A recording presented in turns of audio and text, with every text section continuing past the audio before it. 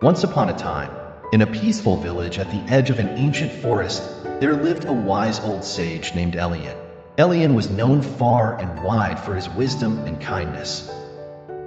People from distant lands would travel to seek his advice and guidance. His small cottage was surrounded by blooming flowers and towering trees, creating an atmosphere of tranquility. In the heart of the same forest, there lived an owl named Orla. Orla was no ordinary owl. She was incredibly wise and possessed a deep understanding of the natural world.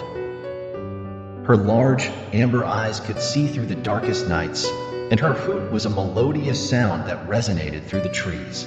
She spent her nights flying silently through the forest, observing the world with keen insight. One night, Orla heard whispers of trouble from the forest creatures. The animals were worried about a drought that had caused the river to dry up, threatening their food and water supply. Orla, concerned for her friends, decided to seek the counsel of Elian, the wise sage. As dawn approached, Orla flew to Elian's cottage and perched on a branch outside his window. When Elian woke up and saw the majestic owl, he knew it was a sign that something important was afoot. He opened his window and welcomed Orla. "Wise Orla, what brings you to my humble abode?" he asked. Orla hooted softly and said, "Elian, the creatures of the forest are in great distress.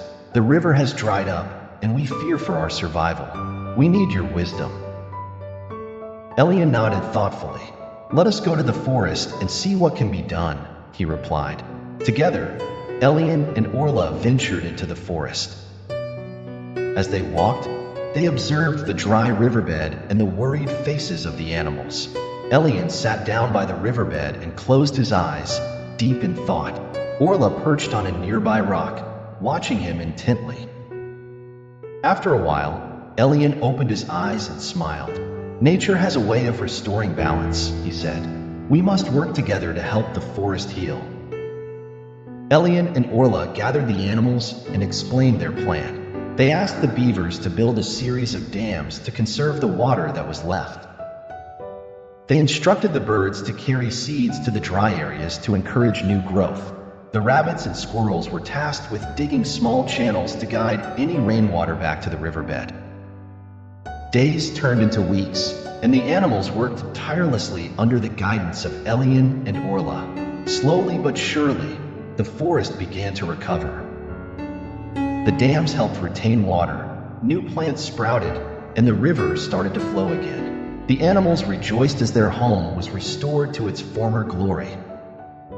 One night, as the full moon shone brightly in the sky, Elian and Orla sat by the now flowing river. The sound of the water was like music to their ears,